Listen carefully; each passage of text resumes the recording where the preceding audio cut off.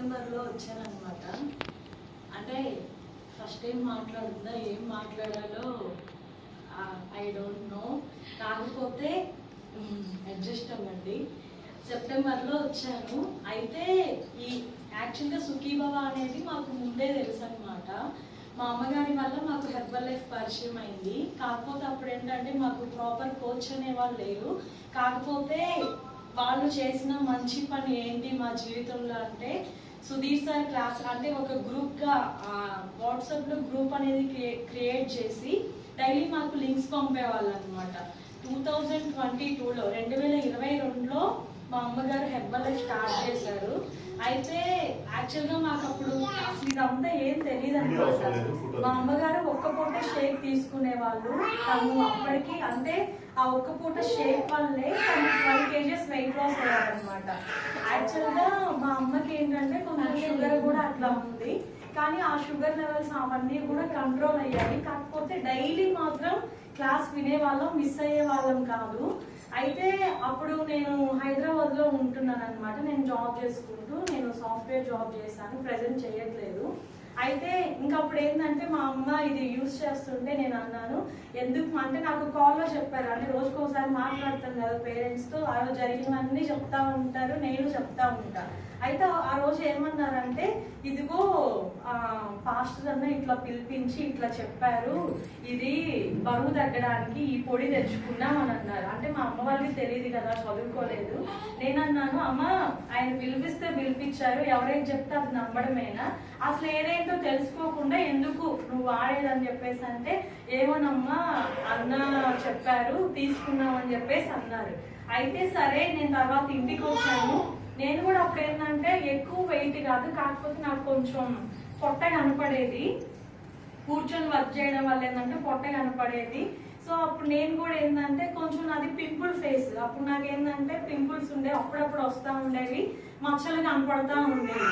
అయితే ఇక ఆయన పాస్టర్ గారికి మేము అందరం తెలుసు కాబట్టి ఆయన ఏంది ఏదో ఒకటి సజెస్ట్ చేసేవాళ్ళు. పెద్ద అమ్మాయికి కూడా ఇది ఈ షేక్లు వాడండి బాగుంది అది ఇది. నేనన్నాను, నువ్వు వాడుతున్నావమ్మా చాలు, నేను బాగానే ఉన్నా, హెల్దీగా ఉన్నా, నాకు అవసరం లేదు ఇప్పుడు అని చెప్పేసి అన్నాను అనమాట. కాకపోతే డైలీ క్లాస్ వినేవాళ్ళం. నేను చాలా మంచిగా అనిపించింది అనమాట వింటూ ఉంటాను. ఇవన్నీ మనకి ఎవరు చెప్పరు కదా కూర్చోబెట్టి. యాక్చువల్గా నేను ఒక అంటే ఇక్కడ చెప్పొచ్చు చెప్పకూడదు ఒక గ్రూప్ అనేది క్రియేట్ చేసి నేను స్పిరిచువల్గా అందరినీ లీడ్ చేస్తూ ఉంటాను అనమాట. ఒక 50 members వరకు అడిగారు. నా వేలో మేము చెప్పుకుంటూ మేము ప్రేయర్స్ చేసుకుంటూ ఉంటాము.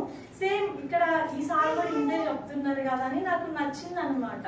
సుధీర్ సార్ టాపిక్స్ అయినా అవి నాకు నచ్చి ఇంకా డైలీ క్లాస్ టైంకి మా అమ్మ అడిగినా అడగకపోయినా కంపల్సరీగా అడుగుతుంది, కానీ ముందే పెట్టేసే వాళ్ళం అనమాట. అలా జరుగుతూ ఉంది. తర్వాత మధ్యలో కొన్నాళ్ళు ఆపాల్సి వచ్చింది ఫినాన్షియల్ ఇష్యూస్ వల్ల. తర్వాత మరలా నాకు మ్యారేజ్ నేను కన్సీవ్ అయిన తర్వాత వామిటింగ్స్ ఉన్నట్టుగా మా అమ్మ ఏమన్నారంటే, అది ఆపేసిన తర్వాత ఏమవుతుందంటే మా అమ్మ తింటున్నారు. ఇక్కడ నాకు ఒక బాగా వచ్చింది మా అమ్మలో. అంటే మా అమ్మ అని చెప్పి నేను గొప్ప చెప్పట్లేదు. చాలా మంది అంటే నేను ఇప్పుడు దీంట్లోకి వచ్చిన తర్వాత వింటుంది, చాలా మంది దగ్గర నుంచి నేను వింటుంది ఏంటంటే ఏమంటున్నారు, అది వాడినంత కావనే బాగుంటారు, తర్వాత మళ్ళీ వెయిట్ పెరిగిపోతారు, కాబట్టి వాడి వేస్ట్, డబ్బులు కూడా పైన ఎక్కువ ఉన్నాయి అని చెప్పేసి అన్నారు. అయితే మా అమ్మ ఏమందంటే, ఆ రోజు నేను కన్సీవ్ అయి నాకు 3rd month అనమాట. మా నాన్నగారిని అడుగుతున్నారు మా అమ్మ ఏమనంటే, నేను ఇంకా పని చేసుకోవాలి, పిల్లలకు కూడా వాంతులు ఉన్నాయి. అప్పటికి అంటే మా చెల్లికి ఫస్ట్ మ్యారేజ్ అయింది, తను చేసుకున్న తర్వాత నేను చేసుకున్నాను అనమాట. నాకు ఇంట్లో వాళ్ళే ముందు చెల్లికి పెళ్లి చేద్దామని చెప్పి మేము తనకి పెళ్లి చేసి తర్వాత నేను చేసుకున్నాం. అప్పటికి మా చెల్లి పాప పుట్టి తనకి 3rd month అనమాట. పాపకి 3rd month. తర్వాత తనకి మ్యారేజ్ అయిన 10 monthsకి నాకు మ్యారేజ్ అయింది. నేను వెంటనే కన్సీవ్ అయ్యాను.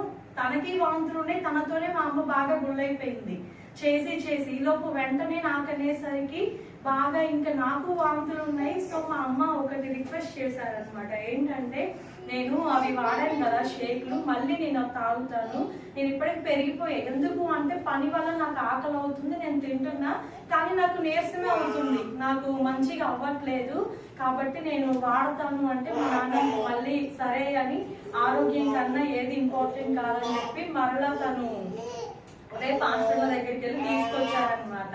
ఇట్లా జరిగింది అంటే ఎందుకు మా అమ్మగారిది నచ్చిందని చెప్పానంటే తను ఒప్పుకుంది వాడినంత కాలమే బాగోవడం కాదు, నేను చేసే మిస్టేక్ల వల్ల నేను పెరుగుతున్నా. ఇప్పుడు టైంకి అంటే మా అమ్మకి 10:30 అయ్యేది ఒక్కో రోజు తినేసరికి పని వల్ల. తింటుంది కానీ 8 ఇడ్లీ అట్లా కూడా తిన్న రోజులు ఉన్నాయి, 5 దోశలు తిన్నారు ఆకలికి ఉండలేక. తనకేంటి ఇది తాగితే బాగుంది, క్యాలరీ మేనేజ్మెంట్ అనేది అక్కడ తనకి అర్థమైంది. అంటే తెలుసుకుంది, ఓహో ఇది తాగితే నాకు బాగుంటుంది, ఇది నేను ఎక్కువ తింటున్నాను కానీ నాకు మంచిగా అవ్వట్లేదు, ఎనర్జీ ఉండట్లేదు అని అర్థమయ్యి అలా తీసుకున్నాము. అయితే కొన్నాళ్ళకి ఏంటంటే ఆయన తీసుకురావడం ఆపేశారనమాట.